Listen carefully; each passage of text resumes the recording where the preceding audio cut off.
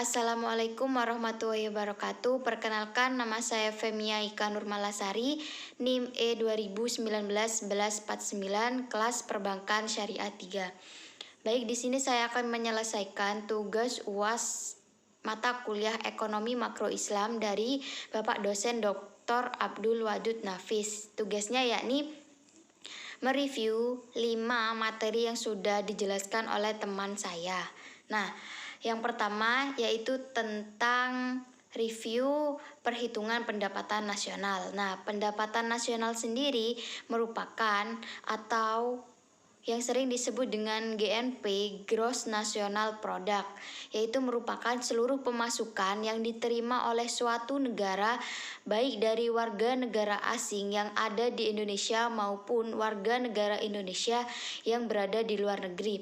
Jadi, pendapatan nasional merupakan output dari suatu negara yang sudah memproduksi barang maupun jasa dalam jangka waktu 1 tahun. Nah, ada beberapa cara untuk menghitung pendapatan nasional. Ada 3 pendekatan.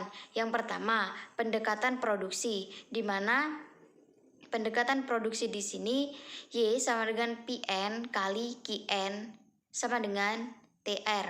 Nah, metode yang kedua yaitu pendapatan nasional dengan pendekatan pendapatan, yaitu di mana Y pendapatan nasional sama dengan wage atau upah ditambah rent atau sewa ditambah profit laba dan ditambah dengan interest suku bunga.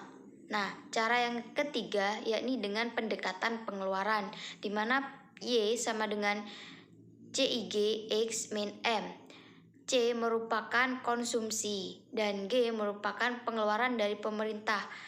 I merupakan income. X merupakan ekspor dikurangi impor. Jadi seperti itu. Nah, bab yang kedua yakni uang dan fungsinya. Dalam penjelasan selanjutnya, definisi uang. Uang adalah benda yang diterima oleh masyarakat secara umum sebagai alat tukar dalam kegiatan ekonomi dan dianggap sah. Nah, macam-macam uang.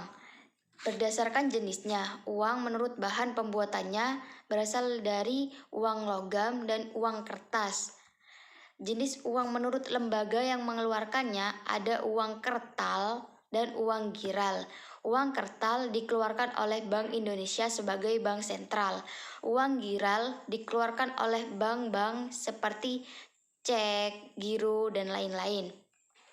Jenis uang menurut nilainya yaitu uang penuh dan uang tanda.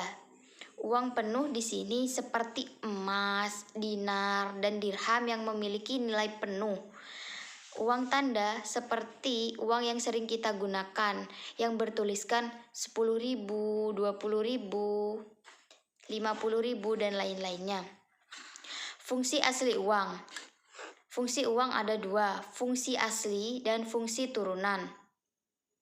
Fungsi asli uang yaitu ada 3. Pertama, sebagai alat tukar. 2, sebagai alat hitung. Dan ketiga, sebagai alat penyimpanan nilai atau kekayaan. Fungsi turunan uang, yang pertama, sebagai alat pembayaran atau transaksi yang sah. Kedua, sebagai alat penimbun kekayaan. Ketiga, sebagai alat pemindahan kekuasaan. Keempat, sebagai pendorong kegiatan perekonomian. Dan fungsi uang menurut ekonomi Islam yakni sebagai alat tukar, sebagai satuan hitung, dan sebagai alat penyimpanan kekayaan. Materi yang ketiga yakni tentang kebijakan moneter. Yang pertama, pengertian kebijakan moneter. Kebijakan moneter dalam perspektif ekonomi Islam merupakan kebijakan ekonomi yang dibuat oleh pemerintah untuk mengatur jumlah uang yang beredar dengan tujuan kestabilan harga untuk kemaslahatan umat. Selanjutnya, jenis-jenis kebijakan moneter. Ada jenis kebijakan moneter ekspansif di mana tujuannya untuk meningkatkan jumlah uang yang beredar, dan kebijakan moneter kontraktif di mana untuk mengurangi jumlah uang yang beredar di masyarakat. yakni dengan mengeluarkan kebijakan uang ketat. Yang selanjutnya yaitu tujuan dari adanya kebijakan moneter. Pastinya untuk menjaga kestabilan nilai rupiah, untuk menjaga kegiatan ekonomi agar tetap stabil dan tidak ada inflasi. Nilai inflasinya masih terjaga. Selanjutnya yakni instrumen kebijakan moneter. Ada 6 instrumen. Yang pertama, operasi pasar terbuka. 2. Kebijakan diskonto. 3. Kebijakan cadangan kas. 4. Kebijakan kredit ketat. Yang tadi disebutkan yakni kebijakan kontraktif. 5. Kebijakan dorongan moral. 6. Penyesuaian tingkat suku bunga. Nah, menurut madhab instrumen kebijakan moneter menurut ekonomi Islam, yang pertama, madhab Istiqomah menyatakan dalam bukunya tidak ada kebijakan moneter dan kebijakan moneter itu tidak dibutuhkan. Yang kedua, madhab mainstream di mana menyatakan bahwa kebijakan moneter merupakan maksimalisasi dari sumber daya manusia untuk menguatkan produktivitasnya. Dan yang terakhir, instrumen kebijakan moneter dalam perspektif ekonomi Islam. Seperti Nisbahul Ihtiyani, As-Suku Islamiyah atau Islamic Suku, Al-Islamid Al-Hukumi, Adadul Tahli, Nisbatul Ikhrot, dan lain-lain. Materi yang keempat yakni tentang peran dan fungsi bank sentral. Nah, pengertian bank sentral terlebih dahulu. Bank sentral adalah sebuah instansi atau lembaga keuangan yang memiliki tanggung jawab dalam mengatur dan mengambil kebijakan moneter serta menjaga dan melahirkan kestabilan ekonomi. Nah, bank sentral di Indonesia yakni Bank Indonesia. Tujuan bank sentral yaitu untuk mencapai dan memelihara kestabilan nilai mata uang rupiah terhadap kurs uang mata uang luar negeri. Dan tugas bank sentral di mana di sini Bank Indonesia yang berkenaan dengan pemerintah. 1. Menyediakan kredit terhadap pemerintah. 2. Mengatur kas pemerintah. 3. Membantu proses lelang dan menjual surat hutang negara seperti obligasi. 4. Melakukan pengedaran uang sebagai alat pembayaran yang sah. 5. Memiliki hak penuh terhadap percetakan produksi uang. Kebijakan yang nantinya dilakukan oleh Perum Peruri. 6. Memiliki hak tunggal terhadap percetakan uang. Tugas bank sentral dalam perbankan yaitu 1. Menentukan suku bunga bank. 2. Sebagai banker atau kepalanya bank. 3. Melakukan pengembangan kredit yang sehat. 4. Melakukan pembinaan semua bank yang ada. 5. Melakukan pengaturan, pengontrolan, dan memperluas jaringan lalu lintas pembayaran. 6. Mensupport dan mendorong masyarakat untuk menjalankan usaha yang lebih produktif.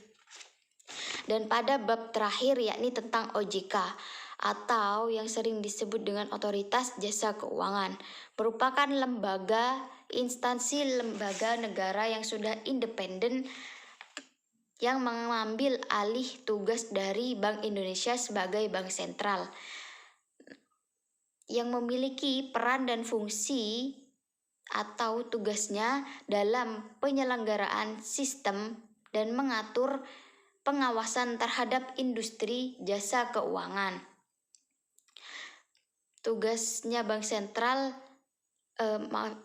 maksudnya tugasnya OJK yakni ada 3. Pertama, mengatur dan mengawasi bank, lembaga keuangan, dan lembaga keuangan non-bank. Kedua, mengatur dan mengawasi kegiatan jasa keuangan. 3. Mengatur dan mengawasi aktivitas lembaga keuangan sektor jasa perbankan. Nah, OJK dalam mengawasi lembaga perbankan dan pasar modal, perasuransian, dana pensiun, dan lain-lainnya. Wewenang dari OJK. 1. Menetapkan perundang-undangan di industri jasa keuangan. 2. Membantu dan menetapkan peraturan pengawasan terhadap lalu lintas jasa keuangan. 4. Mengatur tata cara pengelolaan jasa keuangan. 5. Mengatur struktur dalam industri jasa keuangan. 6. Memberi sanksi berdasarkan undang-undang dan peraturan yang telah dibuat. 7. Menetapkan cara pengawasan terhadap industri jasa keuangan. Nah, lembaga negara yang independen dengan berdasarkan undang-undang dan tugas serta fungsi dan wewenang sesuai dengan peraturan, di mana OJK di sini merupakan lembaga negara yang sah.